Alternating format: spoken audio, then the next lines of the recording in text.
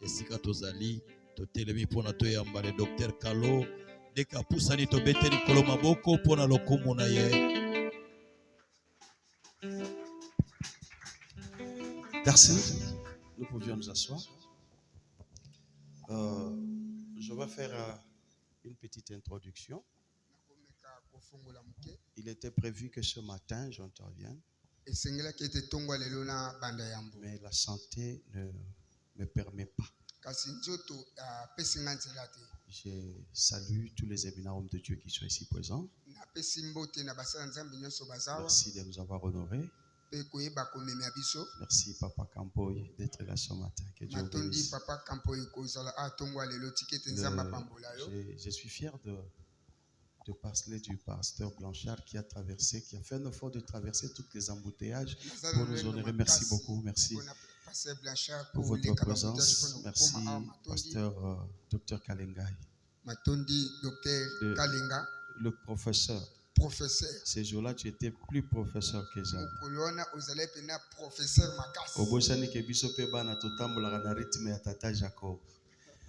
Merci, Papa Nzei. Que Dieu bénisse. Boaz, que Dieu bénisse.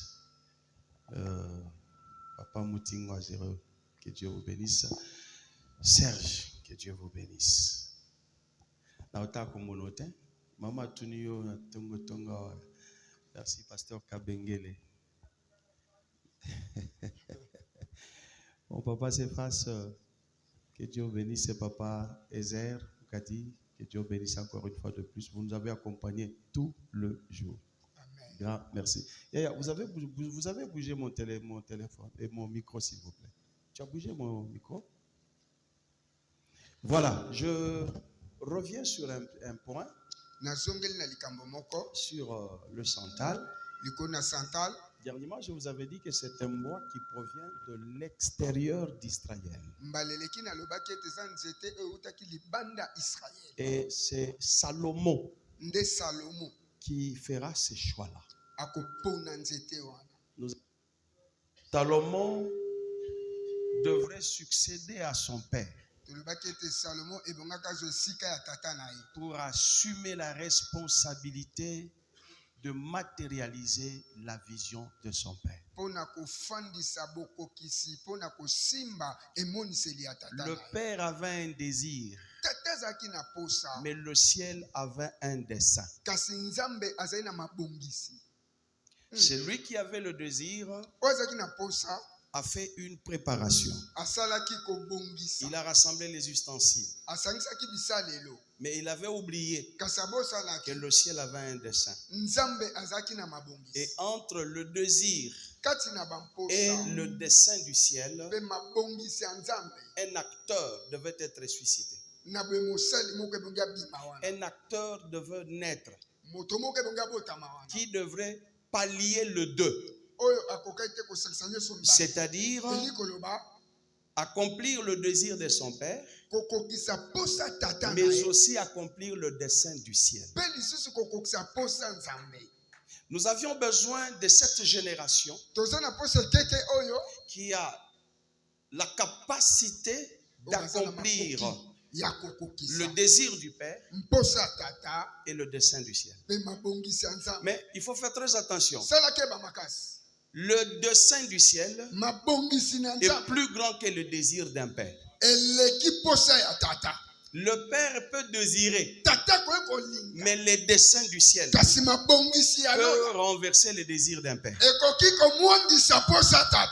Là, c'est Saoul qui dit Amen. Saoul avait un désir, c'est d'établir Jonathan. C'est de préparer la royauté pour Jonathan. Le père se faisait un précurseur pour son fils. Il l'a dit. Le fils d'Isaïe est à ta honte. Il ne doit pas exister. C'est une menace. On doit l'éloigner. Il a oublié que le fils d'Isaïe, c'est un acteur C'est un instrument suscité par le ciel pour accomplir le dessein du ciel. Mais Saül n'a pas compris ça. Lui, il en tenait à ses désirs sans savoir qu'il y a des acteurs, qu'il y a des serviteurs suscités par le ciel qui ne peuvent pas être anéantis par les difficultés de la terre. Il y a des gens suscités par le ciel que le ciel prend en charge quel que soit le combat. Quel que soit le combat, le ciel te prendra lui-même en charge. Le ciel te protégera. Quelles que soient les attaques, le ciel ne t'abandonnera jamais. C'est ça le type de David. Mais en lui, il y avait tout un désir, c'est de donner une adresse à Dieu. En quelque part, il voulait que Dieu se réjouisse que sur la terre, il y a quelqu'un qui se soucie de lui donner une adresse. Une bonne chose sur la terre, quelqu'un cherche à donner une demeure à l'esprit qui se mouvait sur le zoo, à l'esprit qui cherchait lui-même un emplacement. Et sur la terre, il y avait quelqu'un qui voulait lui offrir une adresse. Chose merveilleuse. Mais Dieu lui dira, c'est pas toi. Parce que toi, tu es un homme de guerre. Dans tes mains, il y a le sang. Ce qui veut dire, tu es appelé à exterminer les ennemis, à ratisser la terre. Nous saluons l'entrée de notre Père. Si nous pouvions acclamer très fort notre Seigneur. Dieu merci, David devrait travailler. Son souci, c'est de faire en sorte que Dieu soit matériel. Que Dieu soit visible dans son royaume. Une adresse fiable, stable. Mais le Seigneur va lui dire, pas toi. Il y a un autre acteur. Faites attention, il y a des enfants sur lesquels nous comptions, qui sont nés avant nous, ou qui sont nés avant les autres, mais qui de foi, à nos yeux et aux yeux de Dieu, ne sont pas les acteurs capables de rendre matériel les desseins de l'Éternel. On peut avoir beaucoup d'enfants, mais faites attention. Laisse le Seigneur te choisir celui qui va matérialiser le désir de ton cœur. Parce que je crois que le désir de ton cœur correspond aussi au dessein de l'Éternel. Donc nous devions chercher ces enfants-là, mais avant de les chercher, il faut que le ciel le trouve. Il faut que le ciel les localise. C'est pourquoi quand Salomon arrive, il doit prendre la relève, une dispensation, une autre dispensation, une autre génération qui a pour mission de faire la continuité de l'œuvre du Père, mais sa particularité doit se faire sentir. C'est pourquoi il a fait aussi un choix dans sa dispensation de pointer le bois de santal. Nous n'avions pas eu à épuiser toute la matière, mais nous prendrons un autre rendez-vous avec l'école de l'arc de David pour donner la lumière sur les 120 poissons qu'on avait laissés l'année passée. Et nous allons y revenir sur le mode de vie du bois de santal. Mais ce que nous devons retenir avant que le Père ne monte, c'est que Salomon, quand il arrive, C'est ce qui nous a été dit hier. Au lieu d'observer l'ordre de son père, en acceptant tout le matériel du père, parce que le santal, quand il quitte, avant d'entrer dans le temple, il n'aura pas la même forme qu'il avait au départ. Ça, c'est un élément très important. Nous devions veiller. Quiconque qui vient de l'extérieur, quand il entre dans le temple, il doit premièrement être travaillé. Il ne doit pas entrer avec sa forme initiale. C'est un bois coupé qu'on doit travailler. On doit lui donner la forme. Quand il entre, il y a les uns qui sont la balustrade, les autres sont les escaliers, les autres sont les instruments de la musique, les autres sont les parfums. Ça, c'est la diversité dans le santal. Mais non seulement on doit retrouver le santal dans le temple, on doit trouver aussi le santal dans la maison de Salomon. Je lui ai posé la question, pourquoi? Il faudrait honorer seulement le santal dans le temple. Parce que le santal qui vient de l'extérieur, je vous l'avais dit, Israël a plusieurs extérieurs. Et la tribu de Juda est extérieure par rapport au sacerdoce lévitique. Le santal vient de l'extérieur. J'ai compris que le Seigneur Jésus-Christ est descendu. Il est venu de l'extérieur, qui est le ciel. C'est là où j'ai posé la question à Salomon. Pourquoi le santal? Il me répond avec facilité. Pour dire le santal, c'est ce qui convient. C'est ce qui est convenable dans le temple et dans la maison du roi. Ah, je comprends.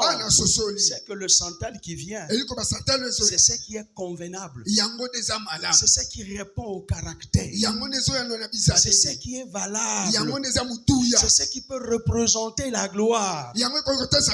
Oui, quand ça entre dans le temple, on doit aussi le retrouver dans la maison de Salomon. J'aimerais dire à quelqu'un, les valeurs que nous voulons placer dans l'église sont les mêmes valeurs qu'on doit trouver aussi dans la maison de Salomon. Mais qui est Salomon? C'est un ministre de Dieu. C'est que nous, ministres, en nous, il doit y avoir aussi le bois de santal. À l'église, il doit y avoir le bois de santal. Le même valeur doivent être vues dans le temple et dans l'homme de Dieu. S'il vous plaît, prenez-moi le pasteur Botiaye Pembeni Amwasinaye. Ne les séparez pas. Voilà. Donc, je termine pour dire, il arrive deux fois, tolinga côté à l'église, mais makambo biso toté à l'église, katina biso ezate. Alors que moi je pense, ba vraie valeur, autre koluka toté en église, to banana no kotongango katina biso moko. To sala kaka ke église to tindika tozo beta me biso moko. To a elanga malamu te pona kotonga, ce qui va attirer le regard des autres. Pourquoi David place son fils et son fils regarde le santal, regarde le cypre. C'est ce que le prophète, le docteur nous a dit hier. Le fils doit redéfinir les choses. Ah oui. Salomon, la grâce redéfinit toujours la loi. Dans la loi, il a été dit. Mais quand la grâce arrive, la grâce dira. Il vous a été dit. Mais moi, je vous dis, c'est que le père David avait dit, mais moi la grâce, le fils, je vous dis. C'est que le fils prend ce que le père avait dit, il le redéfinit par rapport au temps de la grâce. Parce qu'au temps du père, quand il chantait, en ramenant l'arche, il y avait les harpes en bois de cypre. Oui, les gens dansaient, les gens sautaient. Mais où était l'arche? L'arche était portée par qui? Par les vaches. Un danger. Mais il y avait une musique. Un roi dansait. Cela ne veut pas dire que partout on danse, partout il y a la musique, l'arche est honorée.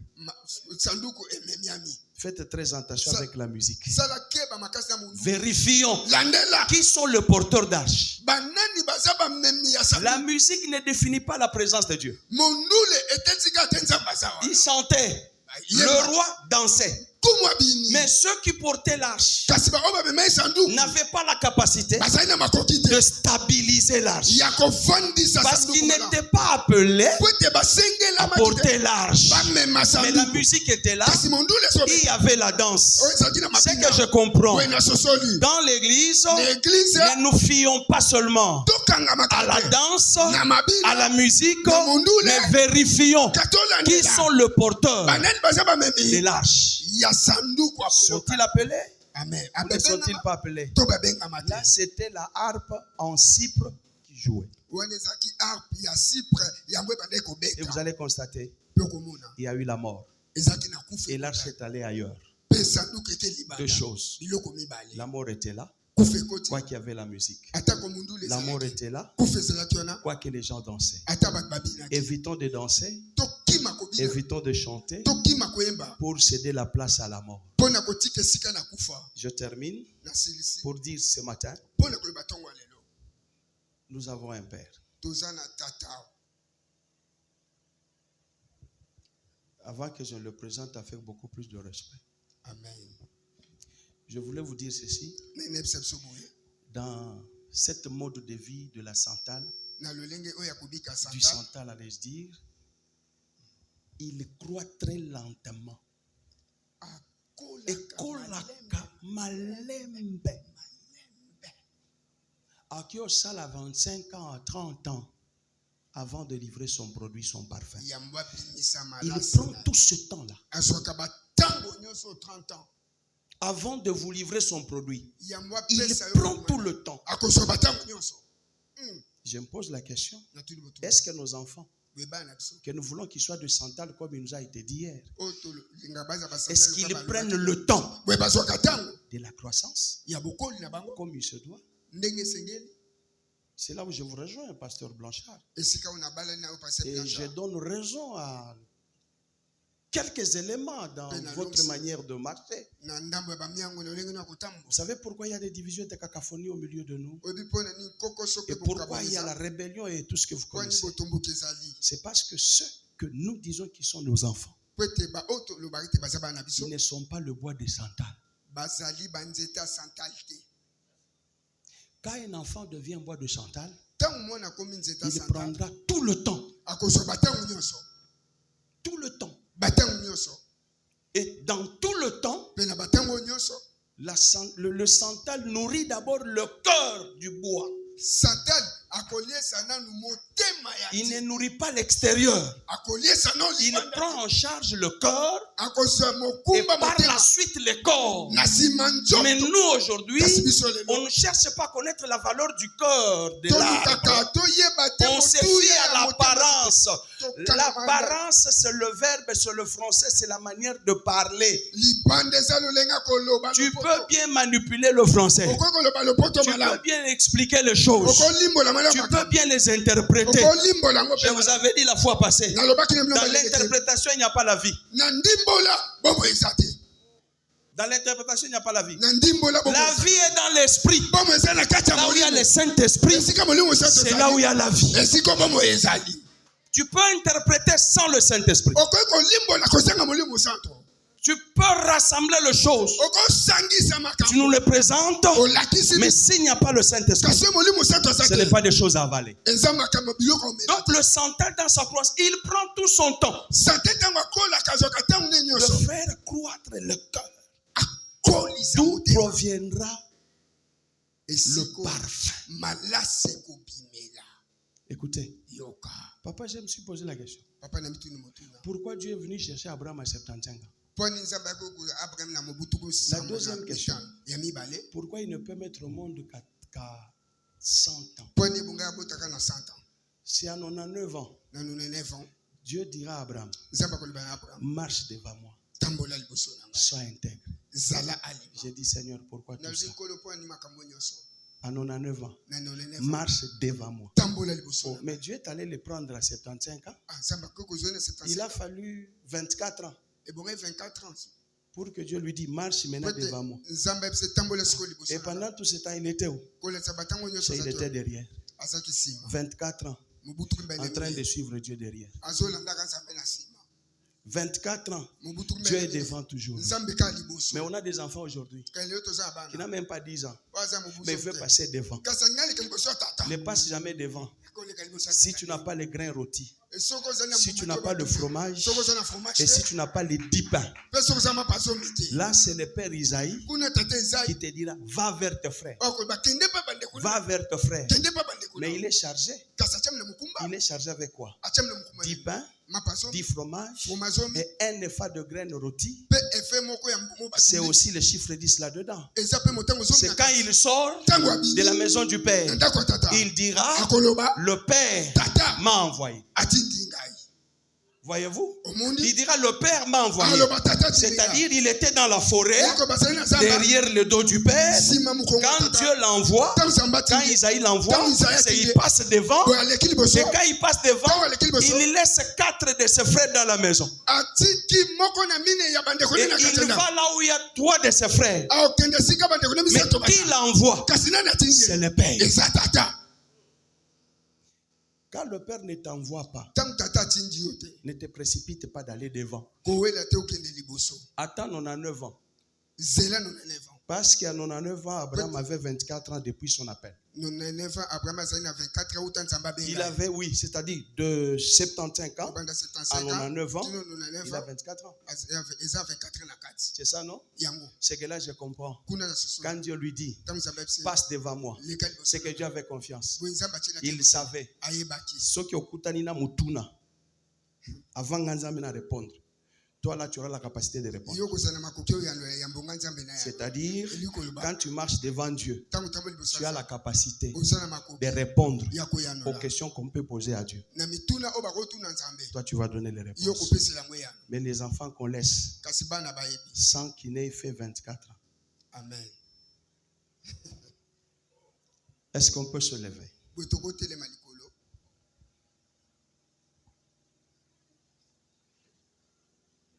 C'est avec beaucoup plus de respect que je veux inviter